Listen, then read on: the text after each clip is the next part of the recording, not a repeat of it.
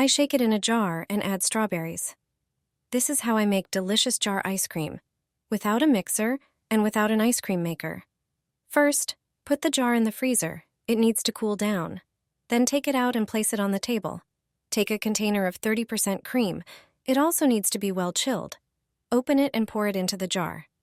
I have a 200 milliliter container. Add a teaspoon of powdered sugar to the cream and stir with a spoon. Close the jar tightly. Start shaking it vigorously and confidently. Do this for a few minutes. The cream will start to whip. Whip it until it reaches the right consistency. Once the cream is whipped, add chopped strawberries. Choose the nicest ones. Close the jar and mix everything for a moment. Put the whipped cream with strawberries in the freezer for a few hours or overnight. After that time, the ice cream will be ready. Just scoop it into a bowl and taste it. It's delicious.